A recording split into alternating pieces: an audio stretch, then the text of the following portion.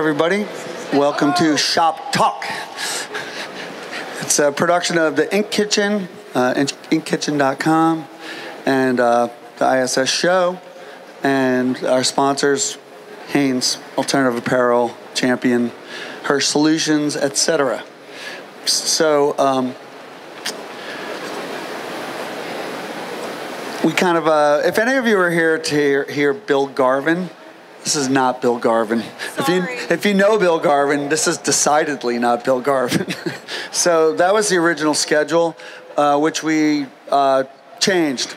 And so what we've moved to is a series of speakers that do this work day in, day out, as opposed to consultants or professional speakers. So it's more of a conversation. We'll go over a few things, and then public questions, and then shy people can ask private questions afterwards, because Milissa will stick around, or you can see her at her booth.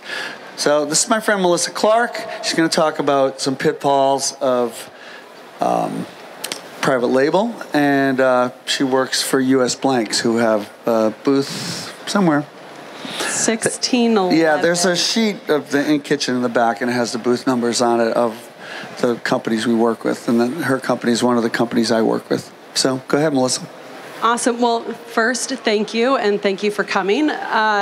So give you a little bit of background of how I got into private label work. We're a wholesale blank company with a huge, about 40% of our overall business is custom cut and sew, which is we watch people come in and we try to guide them all the time on how to do the right thing, and it invariably, the first time out is a total and utter disaster. Ooh, I like theme music. This is awesome. So my biggest thing to you right off the bat is don't do it, which is counterintuitive, I know. So your customer comes to you, right, and they're like, hey, I love this shirt. Find me this shirt. You can't find it. It's retail, right? So your next step is to go and find a cut and sew manufacturer, right? There's a lot of us out there with a lot of different capabilities. You're ideally going to want to find somebody who's completely vertical from the yarn forward, which means they own the entire process. And they can guide you through all of the steps through that. Instead of having to source fabric, having to source trims and all of that, that they're kind of a full package solution, which is what you're trying to provide for your customer. So from our perspective, the most important thing, so if you came to me today and said, Milissa, my customer wants this shirt. Make me this shirt. I'm going to ask you a few questions that you need to have ready from your customer first. One, what is the most important feature of this shirt that they're trying to duplicate? Is it the fit? Is it the hand? Is it the fabric? What's important? Is it the stitching? So if you answer those questions off the bat with your customer, it's going to solve a ton of your problems right off the bat. Because you may bring me a shirt, you're like, hey, Milissa, I love this velour, right? But can you make it into a hoodie? Well, there's 7 million different ways to make a hoodie. So what's important in the hoodie, right? We've narrowed down the fabric. We've narrowed down everything else. But do you want a raglan cut? How much do you want to pay, right, is the other piece. So knowing all of those important indications is a lot of things you really have to pay attention to. So do you guys have specific questions or? So when people come to you, what's the one thing that they usually do wrong? Like what's the most common thing that people get wrong when they come to you and want private label, or what's the most common misconception maybe? So the first thing I always do is try to gear them into something that already exists, because that's a hell of a lot easier than anything else. It's easier to take a label out and put somebody else's label in than it is to go in and through a full custom cut and sew process. So knowing exactly what you're looking for that makes that garment very unique, right? I think that's knowing the hand that you want. If it, like the fabric, do you want 100% cotton? Do you want poly? How soft do you want the cotton? How soft do you want the poly? Is it a moisture wicking? All of those call-out features that you see in our catalogs, right? 30 single, combed ring spun. All of those pieces, that would be my major So thing. not just for US blanks, but in general, for people that haven't done it, at what volume does it really start to make sense? Like total volume, if you're doing all sizes of a garment. I know it probably matters what kind of construction, but what's the range where it starts to, at least possibly make sense? Yeah, so for domestic production, like we're at 600 pieces. And it could be any sizes. For overseas productions, you need to be well into the thousands of units, or looking for something very specialized. Some fabrics only come out of China. Some sewing constructions only come out of Central America. So knowing how to play that game is also interesting. I would say it's not worth it if you're anything under 3,000 pieces. And a rolling program, because there's no worse feeling on any part's end is to go into this huge project and only do it once and have it be a complete dud, and you're just sitting on the inventory. So what percentage of people that come to you for private label actually end up producing it?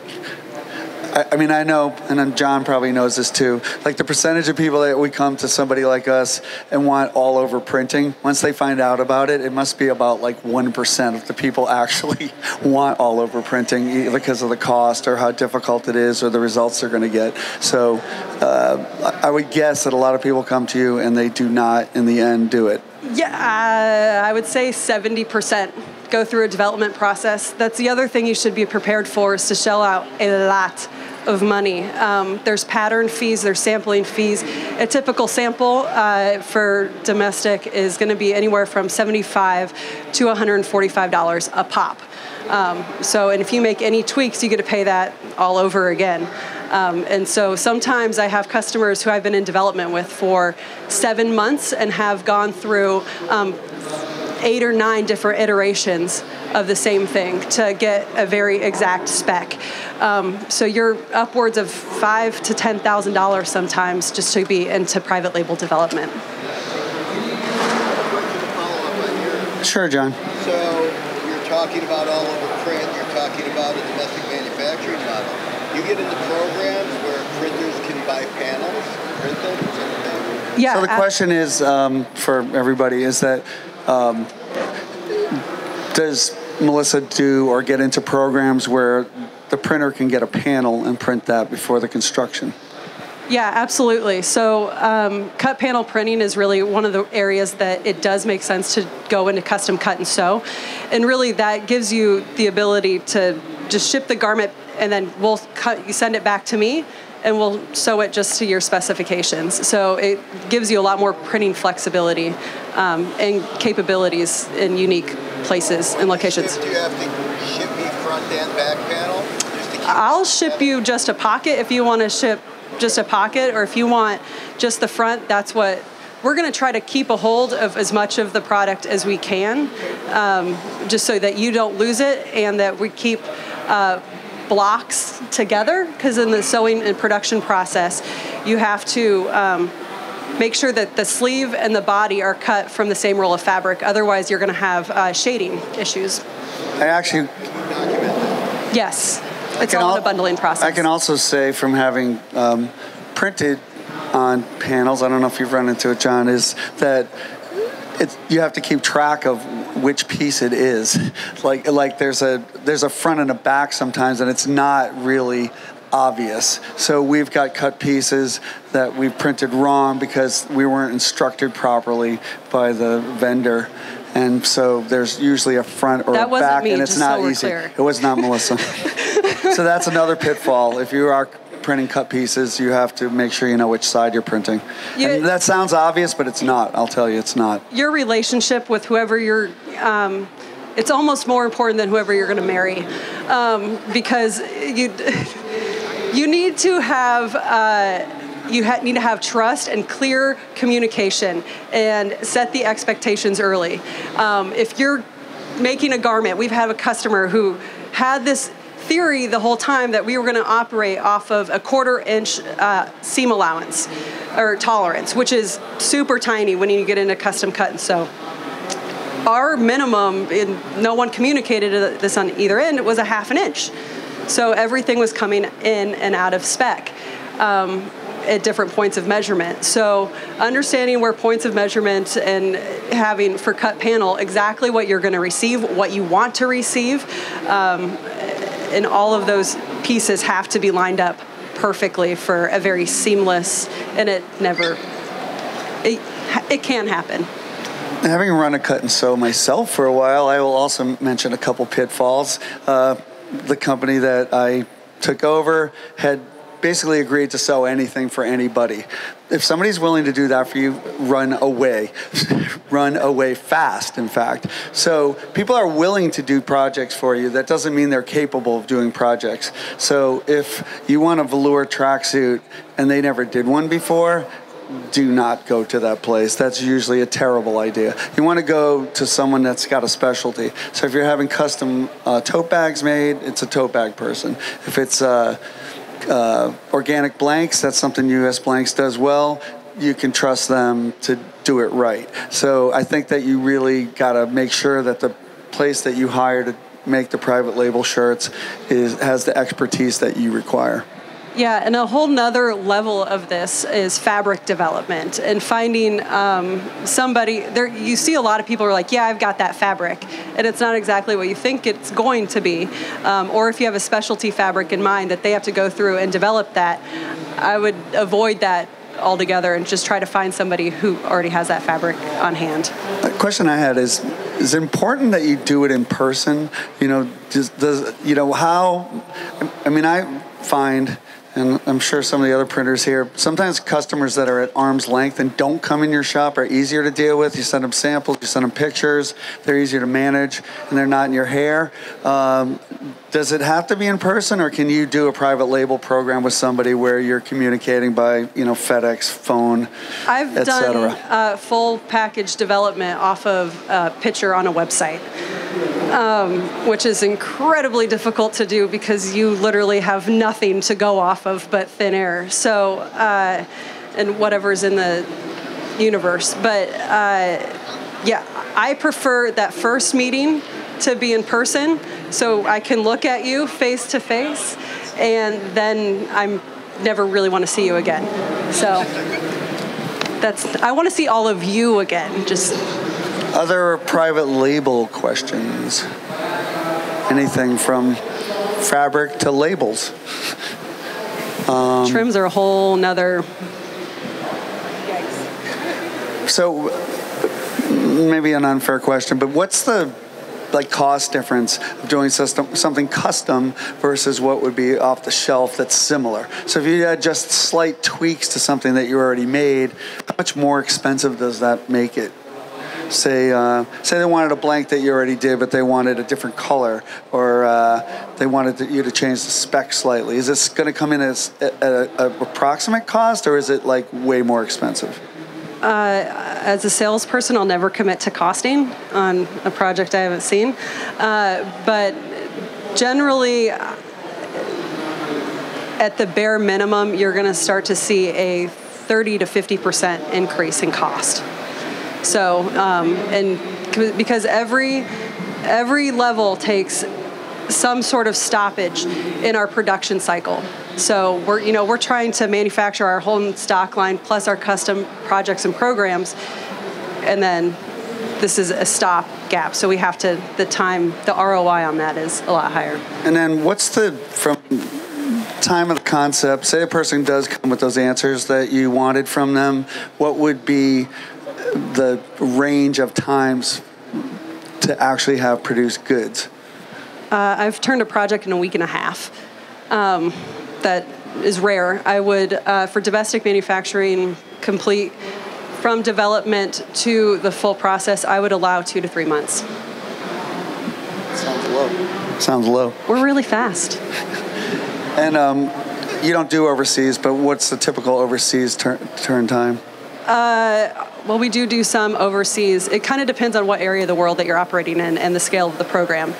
So 90 days from all final approvals for your first actual product to be seen. The development time is all the same. So it's still, it could be a week, it could be 3 months. So if it was a fabric that you could get, and so the lab dips were right, and the sizes were all correct, and you did a run of, say, T-shirts for somebody, and then they wanted more, what would the turn time be in a custom thing like that, where they didn't order them already and they just wanted more? How long does that take to gear up again to get more of something that's at least set? Assuming all fabrics and everything on the floor, for me, it's 3 to 4 weeks max. It's going to be 5 to 6 weeks. So, other questions about private label? Talk about getting the actual labels for a private labeled garment. Trims and labels. Yeah, so trims is a whole nother level of headache. So anything from getting a woven label made is incredibly difficult. What we usually do is that we know how to manufacture a garment. But if you come to me and you're like, hey, Melissa, or John wants this right here, right? I need this to actually be sewn onto the shirt. I don't know anything about that. Locker label. There we go. So I would then say, but I partner with these 3 vendors. Here is their contact information. They know what we need on our end, and we'll put that in touch with you. And then there's also the added piece of us putting those things on. So, and that is a lot of times, the labels and trims is where we see the biggest delay in production, is that the customer doesn't provide us with the necessary information or placement location, and we have to completely halt production or won't even move into it until we have all those pieces. We're actually working with a customer who saw a retail piece and wants us to sew a big label on the shirt. However, they got it from a crappy label place, and it's not the same label. It just kind of looks like it. So, like the idea of sewing it on the way they saw it, so I think they saw it on a Supreme sweatshirt. So, fine, it looked good on the Supreme sweatshirt, except the label they sent us is not that same label because they didn't work with a good label company. So that's another pitfall. You definitely want to work with a legit label company. And there aren't that many, actually. A few of them do a lot of the labels in the industry, and you want the ones that know what they're doing. Yeah, I have one customer that has individually serialized T-shirts, and I have to report back to him what each T-shirt is serial numbered at thousands of units. So, which is... And they're like crash numbered? There's 1, 2, 3, 4? Yeah. Wow. That's probably my biggest pain in the ass customer, but they're not here, so they don't need to know that. Any other questions about private label? All right. There's a video. It's going on live now, just so you know. We can edit that out, no problem. So, they know. They know they're a pain in the ass. That's the worst ones. All right, well, thanks to Melissa Clark. She's going to hang around for a few minutes or be in her booth if you have other questions you would like to ask individually. Thanks. Thanks, you guys.